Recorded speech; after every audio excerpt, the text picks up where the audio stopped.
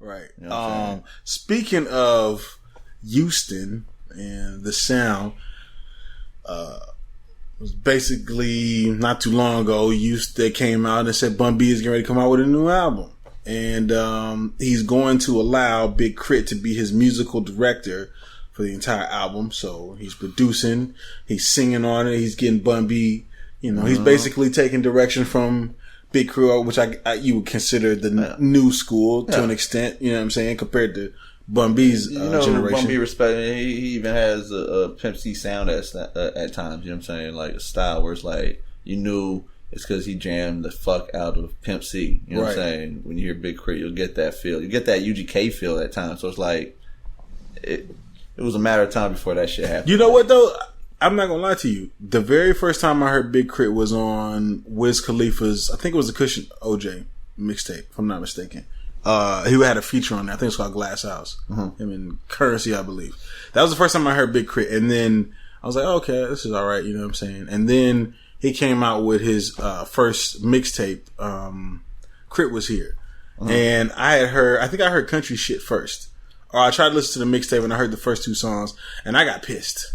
You know what I'm saying? I was like, how in the fuck is this nigga gonna try to sound like Pimp C? Yeah. You know what I'm saying? I was like, what? Why? Okay, and I wrote him off. You know what I'm saying? A couple months later, he dropped another video. Pimp C was still alive?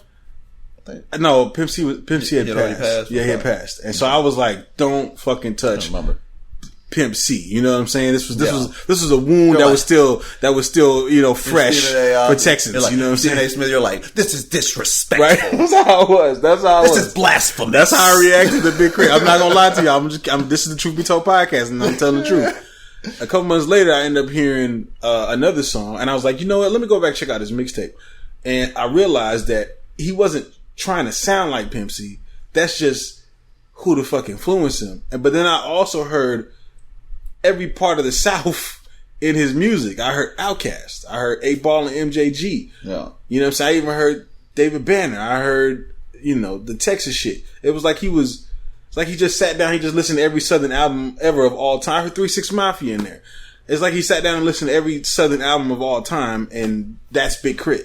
You know what I'm saying? In a nutshell. I can hear T.I. in that shit. Oh yeah, you could. You know what I'm saying? Yeah. And I was like, yo, this nigga, I'm sorry, move over, Tip. We got the new king of the South right here. He's right here. He is everyone in one. I think this is what... He's Voltron. Right. He's connected. By your powers combined, I am Big K.R.I.T. Right. That's what it is. Houston. It's like Houston, Atlanta. Port Arthur. Nashville. Memphis 10. Our powers combined. Right. New Orleans. He hit them all. I'm just being real, bro. He literally every part of the South and his shit. You know what I'm saying? He had everything. He did. Right. And so it's interesting for Bun B to say, you know what? First off, he's showing love to the youth. I get some with the youth because Big K.R.I.T's like around our age. You know what I'm saying?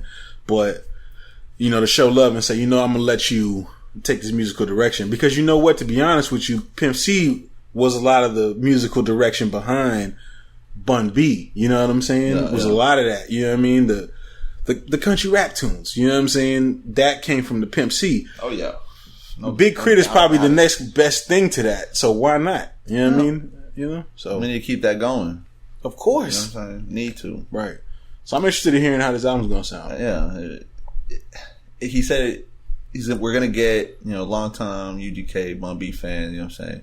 We're gonna get that vintage Bun B, but we're also gonna get some shit that he was like, we ain't gonna be expecting, kinda, Right. So, he doesn't seem like he's hating on the trap sound. We might actually get some of that. Right. And I have no problem with Big K.R.I.T including some of the trap sound in his sounds, because I feel like, why not? You're basically the king of the South, so I don't mind the trap sound. I don't mind the beats are fucking dope. Right, that's what I'm saying. Like, shit, I would love to hear a Big K.R.I.T and Metro Boomin beat.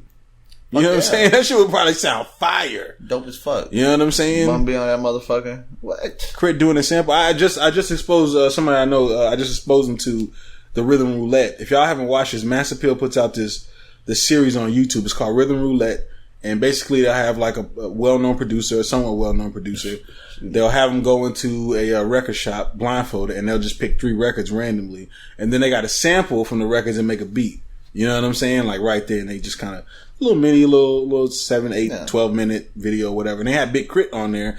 This motherfucker Big K.R.I.T made a dope ass beat. Then he laid down a hook on that shit where he was singing and all this shit. And I was like, God damn, dog, it's a 1-man band, bro. You know what I'm saying? Mm-hmm. Do the whole thing. Do it all. Shit. Shout out to K.R.I.T though, man. You know what I'm saying? Hey, yeah. So, I mean, do you think that Bun B though, with his age that he's at, man, that, you know, he's a little too old, maybe he should hang it up, you know what I'm saying? Man, you heard the track? We did hear a track recently. That shit was fire. Track, right, that shit, to me, right. If I was giving a review on that track, right. that track was a 10. Bun B is a fucking legend. And that wasn't just being, I just respect Bun B. That shit, if you listen to the track and his wordplay and what he's saying, right. That shit's some real shit. If y'all really want to be like totally for real, there was the time when Pimp C was in jail and the Free Pimp C campaign. Bun B put it all on his back. Put it all on his back, bro. And I'm telling you, that run that he had when Pimp C was in jail until about the time that he came out, holy fuck, that little gap in there, it was probably at least a year, bro, where it was just like Bun B was everywhere. Everything. He was killing everything. Mixtapes. He was murdering everything, bro. If you wasn't listening to anything during that time, you'll never understand the level that Bun B was at that time. He was on fucking fire. You know what I'm saying? Yeah. At that point, I think he was the king of hip hop at that specific point. There was a point where Bun B was running the game. Yeah. Not major on that level, but there was a point where Bun B ran through everybody's shit and shut it down. He was being featured all over. I mean, he was fucking. He put it all on his back. Right. Put UGK on his back, and then he put Houston on his back, and he's just like, we're gonna do this shit. Right. We're gonna make it happen. It was when the South was running shit, and he fucking and he held it down. He was like one of the reasons why the South started running shit, because he popped up on everybody's shit. Yeah. You know what I'm saying? Legend. Right. I mean, he's a fucking legend, bro. Everybody knew he was on Big Pimpin'. Yeah. He destroyed that. Right. Him and Pimp C. Right. Jay-Z as well. That track helped. I mean, UGK talked about this in like an interview one time. They were like, that track alone helped them like with getting out there a lot more. Of course, how the labels were helping at that point. Right. Like that. They were underground, so they're supposed to. I think they're supposed to have a part 2 or some shit on on their album with Jay-Z featured there or some shit. Right. Yeah, it didn't happen and shit. Some shit slipped through and label just bullshit. Shout out to Hov for seeing the vision. Fuck yeah. Hov peeped that out before all y'all did. Yeah, he obviously was listening to Texas music. He was listening. Hov, if you know Hov is a fan of the culture, because literally he was on Twitter and he shouted out Magnolia, which a lot of people probably fucking don't know. Like you can tell he pays attention to everything. Yeah. You know what I'm saying? He's probably been like that throughout his whole career because he was a part of it. So he's like, I need to be, you know what I'm saying, in tune with what's going on. Everything. Who's hot over here. Right. So then I can get their fans. Right. I mean, that was strategically well put. Hell like yeah. he was like, he was in every region. UGK, and I'm gonna get Texas. Right. You know what I'm saying? It worked. Yeah. People love the right way. He didn't make a song about Texas or for Texas. Nah. He went and made a song and included Texas on the song, which a lot of these artists don't do. No. They make a song and they screw up the hook or whatever, and they make a song that's like, I'm getting thrown in Texas. And it's like, all right, that's cool. We like you making our sound or whatever, but put some niggas on the song. Yeah. Exactly. You know what I'm saying? Put some Texas people on there. Shout out to Hov. Yeah. Just saying. Shout out to Hov. Yeah, he really had that vision. And then UGK, they fucking, since then, they were running shit. Pimp C went to jail. Right. Bun B took over.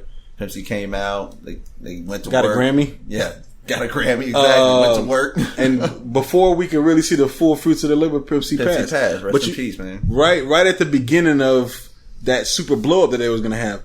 But another thing too, people don't credit Bun B for doing the whole free so and so thing. Like he created a whole campaign. Yeah. That shit was everywhere.